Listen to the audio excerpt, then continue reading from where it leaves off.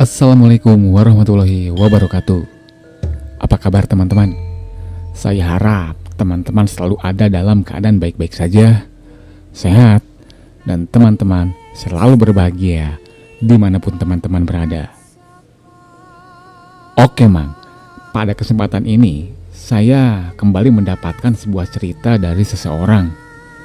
Dan seseorang ini berasal dari sebuah komunitas pecinta alam yang bernama Young Ozzy dari Kota Malang. Salah satu dari anggotanya ini mengalami kejadian mistis ketika melakukan pendakian ke Gunung Semeru. Nah, kira-kira kejadian apa saja yang dia alami? Simak terus ceritanya sampai akhir. Tapi sebelum ke cerita, alangkah lebih baiknya jika teman-teman mensupport dulu channel ini dengan cara mengklik tombol subscribe. Silahkan like buat yang suka, dislike buat yang tidak suka, dan jangan lupa nyalakan juga lonceng notifikasinya. Oke? Terima kasih teman-teman. Cerita ini terjadi pada tahun 2006. Kami ini merupakan salah satu komunitas pendaki dari Kota Malang, Jawa Timur. Saat itu kami melakukan pendakian ke Gunung Semeru dengan jumlah peserta 12 orang. Nama-nama pendaki yang ikut saat itu antara lain Mas Sigit. Mas Sigit ini biasa dipanggil dengan sebutan Mbah. Mbah ini sebagai senior atau yang dituakan di komunitas kami. Lalu ada Mas Jaka, bisa dipanggil Jack. Terus ada Ketum Asep. Dia itu selalu dipanggil oleh teman-temannya sebagai Apes. Lalu ada Pak Rijal yang merupakan guru bahasa Inggris. Dan Joko. Sisanya saya lupa nama-namanya. Maklumlah, kejadian ini sudah sangat lama. Pada pendakian kali ini, yang mengalami kejadian aneh itu adalah si Joko. Yang dimana dia adalah anggota dari komunitas kami yang paling penurut. Dimanapun kami melakukan camping atau naik gunung, dialah orang yang suka jadi pesuruh. Ya, dia suka disuruh mengambil air, memasak, menyeduh kopi, dan dia juga selalu memijit anggota lain kalau lagi kelelahan.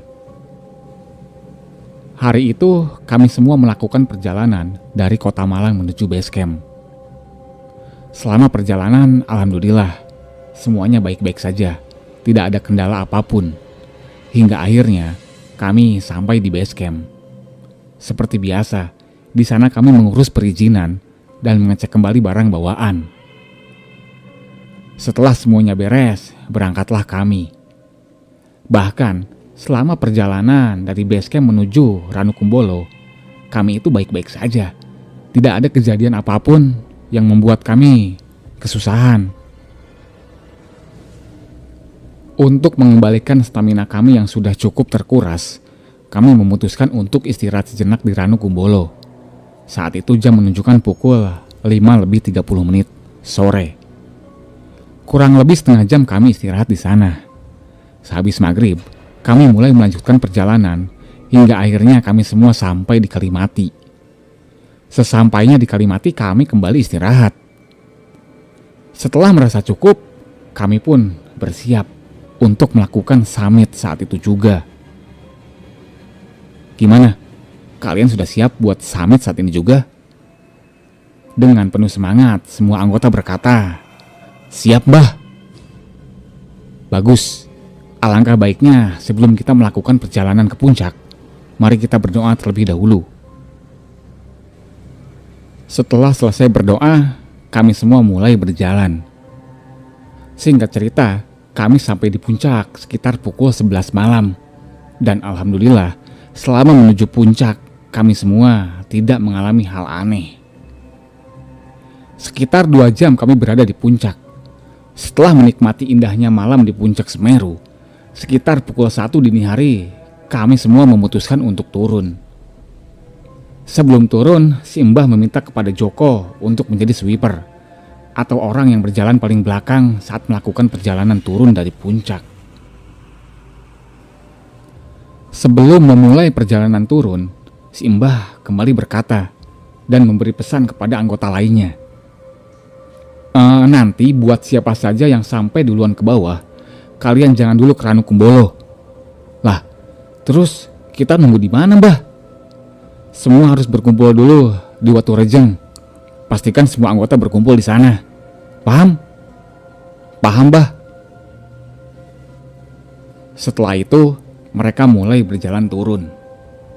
Lagi-lagi, perjalanan dari puncak Mahameru menuju Watu Rejeng berjalan tanpa halangan apapun. Ya, semua baik-baik saja. Singkat cerita, kami semua sampai di Watu Rejeng sekitar pukul 3 pagi.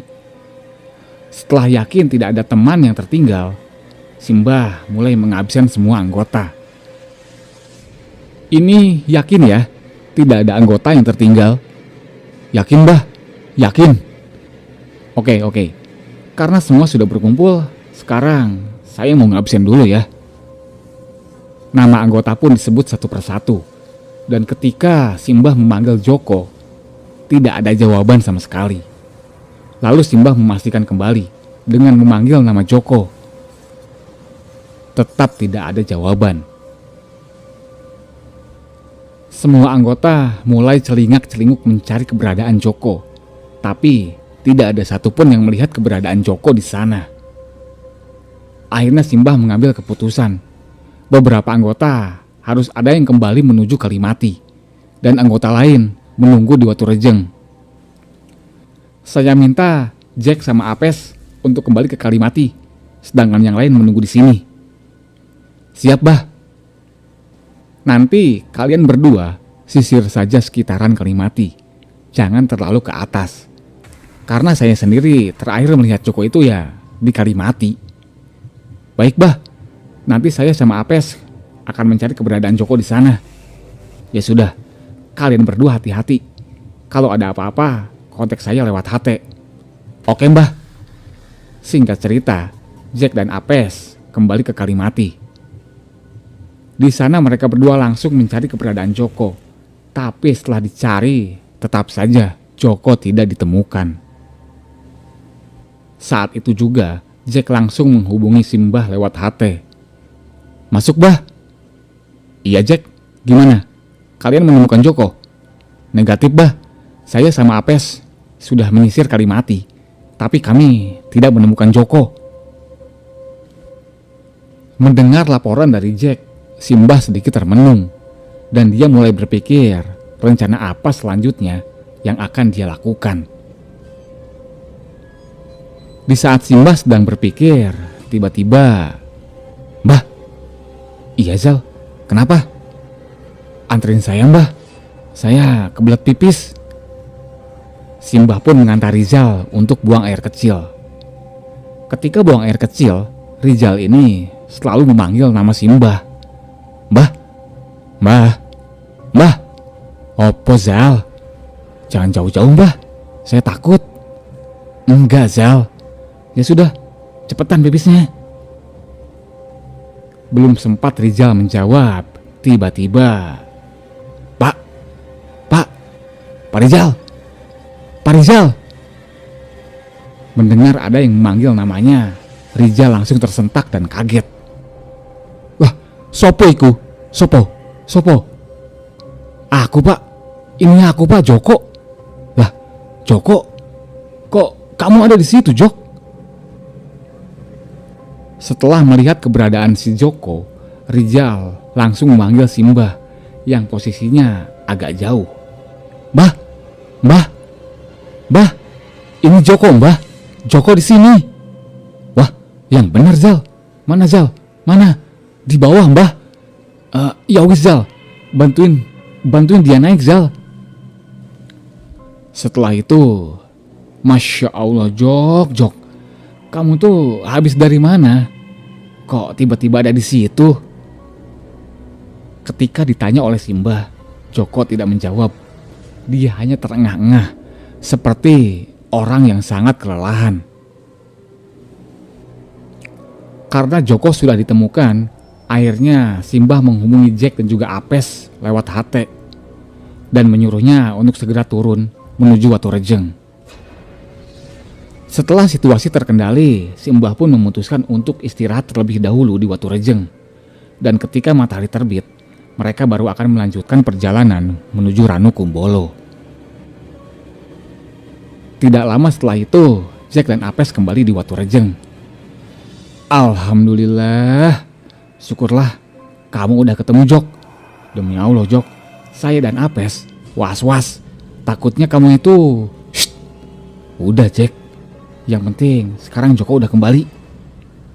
Iya Mbah, iya.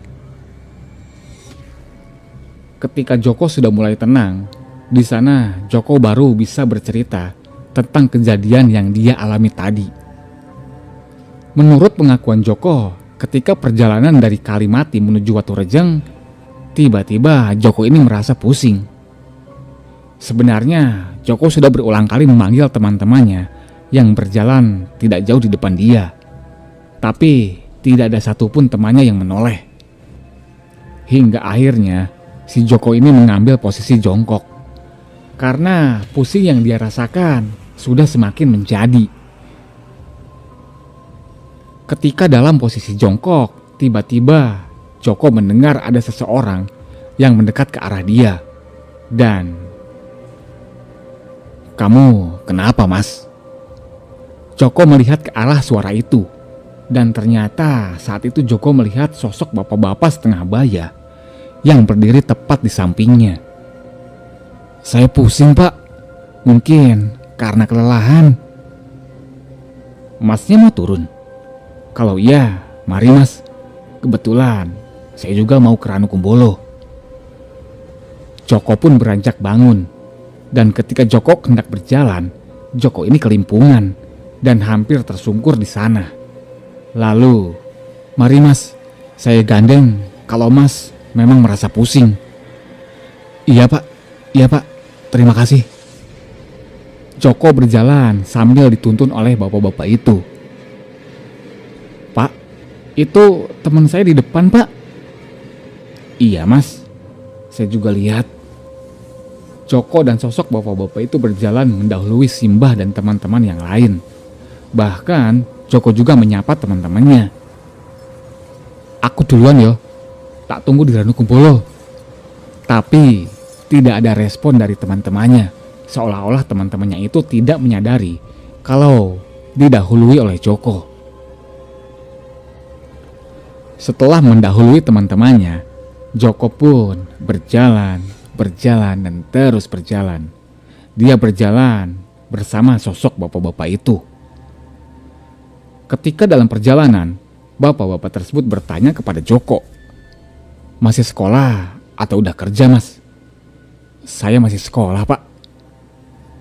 "Kok kamu itu mau-maunya jalan di belakang sendirian?" "Bukannya gitu, Pak.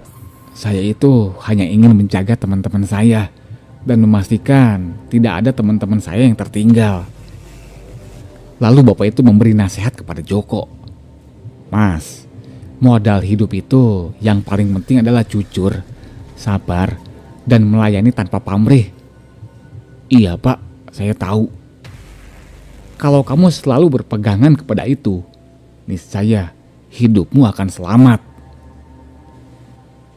Di sana Joko sedikit merenung mendengar ucapan dari bapak-bapak tersebut. Dan setelah itu tak terasa Joko dan bapak-bapak itu sudah sampai di pos Waturejeng. Lalu Joko teringat pesan dari Simbah agar siapa saja yang sampai duluan di Waturejeng untuk menunggu temannya yang masih di belakang. "Pak, sepertinya saya berhenti di sini saja, Pak. Mau nunggu teman-teman yang masih di belakang." "Kenapa gak bareng saja sampai Ranu Kumbolo, Mas?" "Saya sudah janji, Pak, sama teman yang lain." "Oh, ya udah. Hati-hati. Bapak turun duluan ya." "Iya, Pak. Terima kasih banyak." Setelah sosok bapak-bapak itu pergi, Joko tidak ingat apa-apa lagi. Sampai akhirnya Joko melihat Rizal yang sedang buang air kecil. Setelah mendengar cerita dari Joko, nampak semua teman-temannya itu merasa heran. Dan yang menjadi pertanyaan, sosok bapak-bapak yang menolong Joko itu siapa? Yang jelas, sosok bapak-bapak itu pastinya sosok yang sangat baik.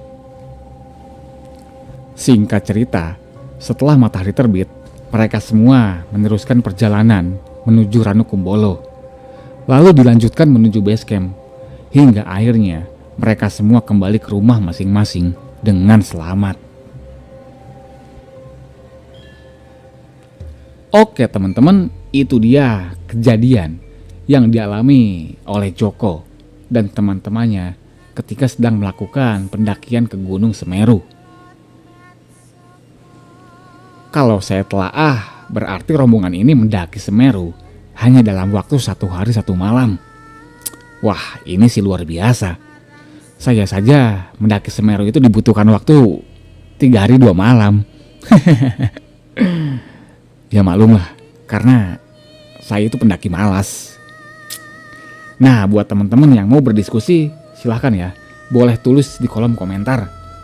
Dan buat teman-teman yang sudah mensupport channel ini, saya ucapkan terima kasih.